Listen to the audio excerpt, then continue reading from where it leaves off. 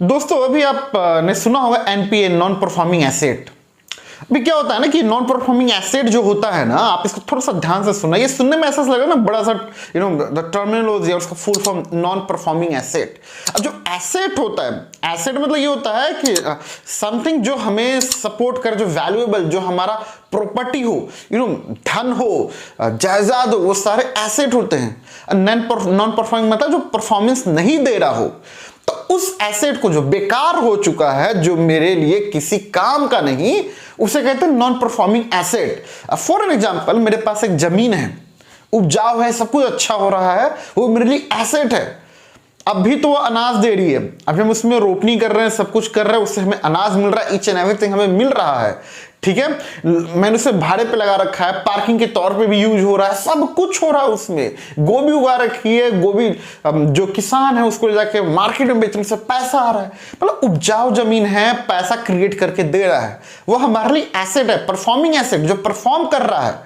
लेकिन क्या हो, वो अचानक से वो जमीन बंजर हो जाए। अचानक से तो नहीं होगा, जब भूखमारी होगी, पानी आना बंद हो जाएगा, सूर्य की रोशनी एकदम ऊपर रहेगी, जमीन फटने लगेगी, सूखापन आ जाएगा, फिर वो जमीन हमारे लिए किसी काम का नहीं।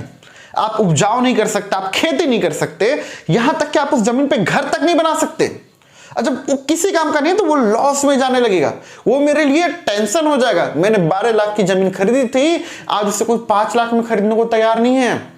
तो होता है नॉन परफॉर्मिंग एसेट कि अब ये मेरे लिए परफॉर्म नहीं कर रहा, अब ये मेरे लिए पैसा जनरेट नहीं कर रहा है, इंडीड ये मेरे लिए लॉस साबित हो रहा है।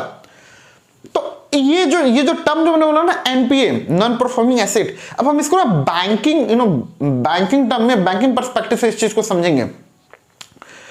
लोन होता है, ठीक है, एक कस्टमर आके लोन लेता है, बैंक रिकॉर्ड में दिखाना पड़ता है कि इतने का मेरा लोन गया है, तो बैंक के लिए वो एसेट होता है।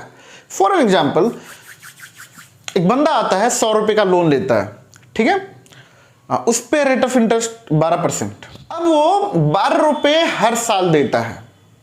फॉर एन एग्जाम्पल 12 रुपए हर साल देता है, ठीक है, या ओवरऑल ले लो कि यार इसको 100 रुपए 12 रुपए देने हैं एक्स्ट्रा। तो बैंक के लिए जो 112 रुपए हुआ ना, 112 रुपए हुआ, जब 12 रुपए हुआ 100 पे, वो प्रॉफिट हुआ। और जो 100 रुपए जो एसेट है, मतलब उसका एक तरह का प्रॉपर्टी है, एक तरीके का मतलब जायदाद है बैंक के लिए, जिसे पैसा जनरेट हो रहा है। अब क्या होता है कि अचानक से पैसा जनरेट होना बंद हो जाए।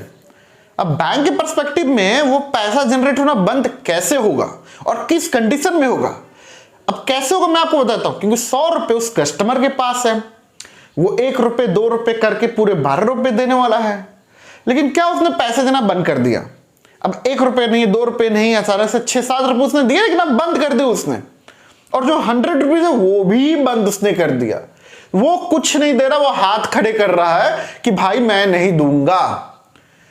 अब क्योंकि बैंक ने इस चीज को रिकॉर्ड में दिखाया है कि इतना मेरा 100 रुपए का प्रॉपर्टी है, खुद के बुक ऑफ रिकॉर्ड में दिखाया, प्लस आरबीआई को भी दिखाया है उसने कि ये प्रॉपर्टी है और यहां से मुझे इतना इनकम आ रहा है इंटरेस्ट के रूप में, हर महीने 2-2 रुपए आ रहा है, ठीक है ना, एग्जाम्पल के तौर पे समझ रहे हैं, हर महीने 2-2 रुपए आ रहा है, ठीक है। जब 2 रुपए दे रहा है तब तक तो ठीक है, लेकिन जब 2 रुपए नहीं देता है जिस महीने, उसका एक ईएमआई बाउंस होता है। बैंक को यह चीज रिकॉर्ड में दिखाना पड़ता है कि मेरा एक ईएमआई बाउंस हुआ, दूसरा ईएमआई भी बाउंस हो रहा है, तीसरा जब बाउंस होता है, यानी थर्ड ईएमआई 90 डेज क्रॉस करने के बाद, तो उसे एनपीए डिक्लेरेशन देना पड़ता है। अब असली कहानी यहीं से है, सिर्फ एनपीए डिक्लेरेशन दे देने से नहीं होता भैया। बैंक वालों को अपने बुक ऑफ रिकॉर्ड में दिखाना पड़ता है कि ये मेरा लोन एनपीए हो चुका है, यहां से पैसा नहीं आ रहा है। आरबीआई के गाइडलाइंस है कि आप दिखाओ, पब्लिकली इस चीज को दिखाओ कि एनपीए हो सकता है, नॉन परफॉर्मिंग एसेट, मतलब मेरा 100 रुपए डूब गया है। अब 100 रुपए जब डूब गया है तो बात यहीं तक नहीं रहती मेरे भाई। 100 रुपए जैसे कई सारे लोन होंगे बैंक के पास, बहुत सारे। अब आपको तो पता है ना कि जितने भी सारे बैंक और धरोहर है अपने देश की, हर देश का धरोहर बैंक ही होता है, पूरा इकोनॉमिक सिस्टम ही आ सकता है बैंक अगर चाहे तो। अब ऐसे ही हर लोन होने लगे तो क्या होगा? अभी देखो क्या है ना कि बैंक का जो धंधा है ना पूरा ट्रस्ट वाला धंधा है, विश्वास वाला धंधा है। आप जानते हो ना बैंक में जल्दी फायरिंग नहीं होती, हायरिंग होती लेकिन फायरिंग फायरिंग वाला कॉन्सेप्ट यूएस में हुआ करता था एक टाइम पे, अभी भी हो रहा है। लेकिन ये क्यों नहीं होता? क्योंकि ट्रस्ट। अब सोचो एक बैंक अपनी इंप्लॉय को बार बार निकालने लगे, कस्टमर भी सोचेंगे यार इसके बैंक में तो हर कोई इंप्लॉय निकलता जा रहा है, अब कोई ना कोई तो रीजन होगा, इसके बैंक में कौन पैसा इन्वेस्ट करेगा? ये थॉट प्रोसेस हो सकता है ना, जरूरी नहीं हमेशा लेकिन कभी कभी हो सकता है। लेकिन जो एक्चुअल थॉट प्रोसेस जो इंपैक्ट करेगा कस्टमर को वो ये है कि यार इसका ये लोन भी एनपीए हुआ, ये भी हुआ, वो भी हुआ, ये भी हुआ, हो क्या रहा है? इसके अकाउंट मतलब इसका तो पूरा पूरा बैंक डूब रहा है धीरे धीरे। भाई इसमें पैसे कैसे डालूंगा मैं? अब चलो जो नए कस्टमर है वो तो आने से रहे क्योंकि उनको दिख रहा है इनका लोन एनपीए हो रहा है। भाई पब्लिकली बैंक को दिखाना ना, आरबीआई ने गाइडेंस दे रखा है, छुपा तो सकती है नहीं बैंक। अब जो 1000 करोड़ की संपत्ति थी वो धीरे धीरे 800 करोड़ होने लगी, 200 करोड़ तो डूब गया, 8 के बता 6 होगी, 6 के बता 4 होगी, धीरे धीरे हो रहा है। अब इसमें क्या है कि बैंक धीरे धीरे लोन देना भी बंद करेगी कि भाई मेरा इतना लॉस जरा मैं नहीं दूंगा। अच्छा वो बैंक लोन नहीं देगी तो फिर प्रॉफिट बनाएगी नहीं, इंटरेस्ट आएगा नहीं, इनकम आएगा नहीं। लेकिन इसके अलावा जो नए कस्टमर हैं वो पैसे डालने से डरेंगे क्योंकि जो लोन का पैसा वो भी तो कस्टमर का ही पैसा है ना मेरे भाई।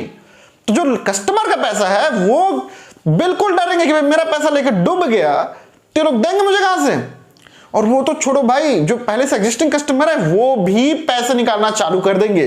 बैंक का एग्जांपल याद है 2008 इन्फोसिस,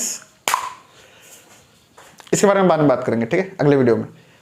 अभी ये समझना बहुत जरूरी एनपीए होने से क्या होगा। अब जब ये तीनों चीजें एक साथ होती है, बैंक लोन देना बंद कर रही है, नए कस्टमर पैसे डालने से डर रहे हैं और जो एग्जिस्टिंग कस्टमर वो पैसे अपने निकाल रहे हैं धीरे धीरे, भवंडर आ जाएगा, बैंक डूबने के कगार में होगी। कोई देश अपना बैंक डूबने नहीं देना चाहता किसी भी कंडीशन में नहीं। एग्जांपल यस बैंक याद है, यस बैंक का इंसिडेंस कैसा था?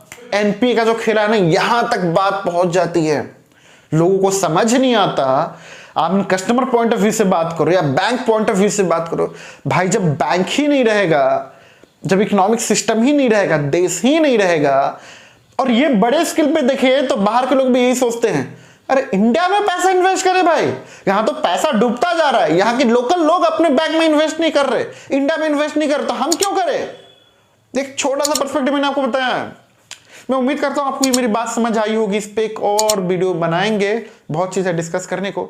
अभी के लिए इतना ही, थैंक यू सो मच।